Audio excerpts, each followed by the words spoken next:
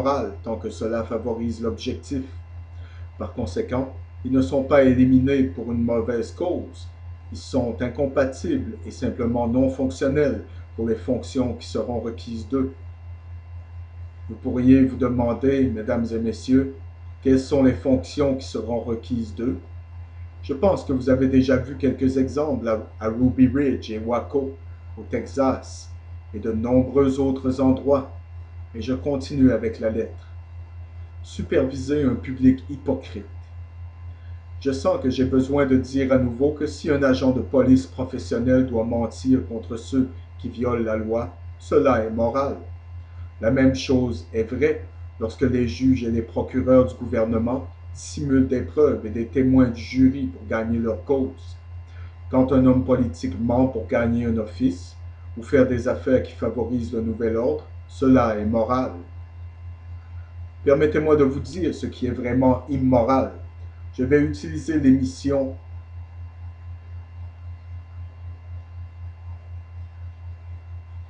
Je vais utiliser l'émission 3 de violation de la circulation comme un seul exemple.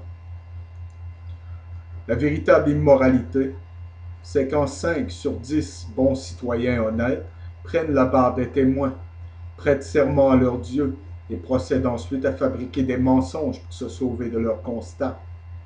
Nos agents d'exécution sont témoins tous les jours de cela en cours. Pour eux, ce n'est pas seulement immoral, mais très hypocrite.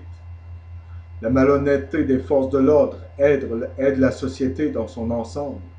Si un agent du gouvernement a menti pour des raisons personnelles, alors ce serait immoral. Si fait pour le bien de l'humanité, ce ne l'est pas. Et c'est la leçon la plus importante que je vous apporte aujourd'hui. C'est une chose quand un chef ou agent du gouvernement doit mentir ou trompe ses sujets autrement. C'en est une autre quand un individu ordinaire parmi les masses mord la main qui le nourrit en mentant à ceux qui apportent le salut dans ce nouveau monde. Ne voyons-nous pas cette différence importante? Le vieux monde a compris que c'était le plus grand péché de mentir ou de tromper Dieu. Les générations de fidèles qui souhaitent entrer dans le nouveau monde doivent également être portées à la connaissance que c'est le plus grand des péchés de mentir ou de tromper leur nouveau Dieu, le gouvernement. Une telle déloyauté entraverait certainement la progression de ceux qui sont engagés dans l'avènement du glorieux nouvel ordre mondial. Résistance au nouvel ordre. Nous ne sommes pas préoccupés par le peu qui pourrait résister à ce nouvel ordre, car par nécessité pragmatique, leur sort a été largement accepté dans le plan directeur. Ce qui nous préoccupe le plus à l'heure actuelle est de faire comprendre aux masses dociles qu'il est préjudiciable au progrès pour eux de penser que leurs superviseurs se vautrent sous la pression et la futilité des superstitions archaïques, la morale et le dogme du passé. Il y aura des changements difficiles pour la personne entrant dans cette nouvelle société. Sur ces questions, cependant, nous pouvons assurer les gens qu'il n'y aura pas de compromis. Merci de m'avoir écouté. Que la bénédiction du nouvel ordre vienne rapidement sur vous. Qu'il en soit ainsi. Qu'il en soit ainsi est pris directement à partir des cérémonies d'initiation du rite écossais de la franc-maçonnerie. Et vous n'entendrez cela nulle part ailleurs, mesdames et messieurs. Celui qui a écrit cela était un franc-maçon de très haut degré du rite écossais. Et il explique sous un pseudonyme le but véritable, la vraie religion et le véritable plan pour la religion auquel ceux qui fréquentent la loge adhèrent. Donc, vous voyez, dans Aid and Abet, un bulletin d'information de la police, volume 2, numéro 1, tous les agents de police qui sont abonnés à ce bulletin sont les bons gars. Il leur a été livré un avertissement d'un chef de police sous un pseudonyme qui rend très clair ce qui va arriver à tout officier de police qui n'est pas d'accord avec le nouvel ordre mondial. Et je dis que c'était intentionnellement de cette façon, et qu'il n'y a pas de chef de police Rupert Orphée, pseudonyme ou non, mais c'est la politique qui doit être expliquée à tous ces agents à la fois pour hâter leurs décisions. Vous voyez, mesdames et messieurs, quand cela viendra droit au but, La plupart des gens vont faire ce qu'on leur dit, quand on leur dit, si on leur dit, et on leur a dit. J'espère que vous êtes assez intelligent pour comprendre ce que vous venez d'entendre, et c'est exactement ce que cela signifie. Si vous ne l'êtes pas, si vous ne l'êtes pas, cher sheeple, Dieu ait pitié de votre âme. Vous allez en avoir besoin. Ces auditeurs de longue date de l'heure du temps, ceux qui ont été éveillés depuis un certain temps, ceux qui n'ont jamais été endormis, comprennent qu'il y a un plan dans le monde que les membres des sociétés secrètes, par quelque nom qu'ils s'appellent eux-mêmes pour vous, le profane, dans leur langue exotérique, utilisent pour provoquer le rêve séculaire d'un nouvel ordre mondial. Car les masses sont totalement et complètement contrôlées pour chaque seconde, de chaque instant, de chaque heure, de chaque jour de leur vie, et où les prêtres des mystères gouvernent dans ce qu'ils appellent un conseil des sages.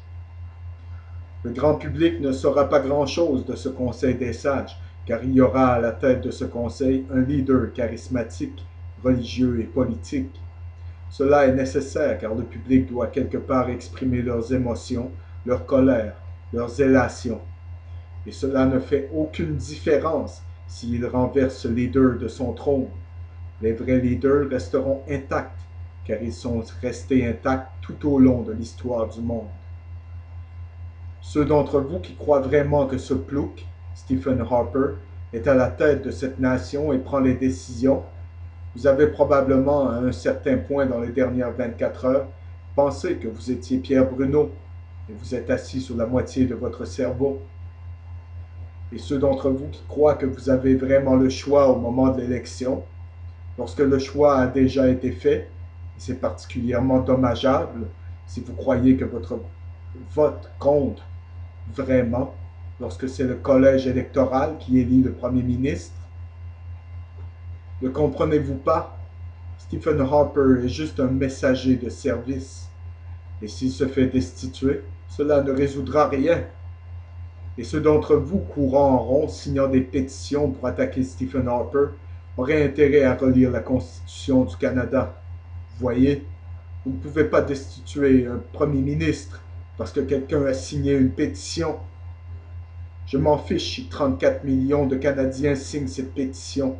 Vous ne pouvez pas attaquer Stephen Harper, imbécile. Vous devez prouver qu'il a commis des crimes et des délits majeurs, et vous devez avoir des preuves solides.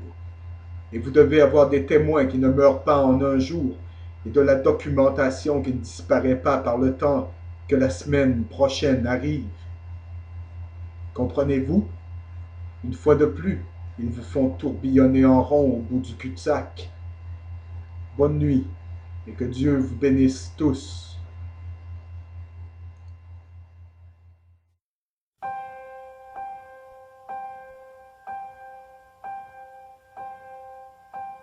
Some say love, it is a river that drowns the tender reed.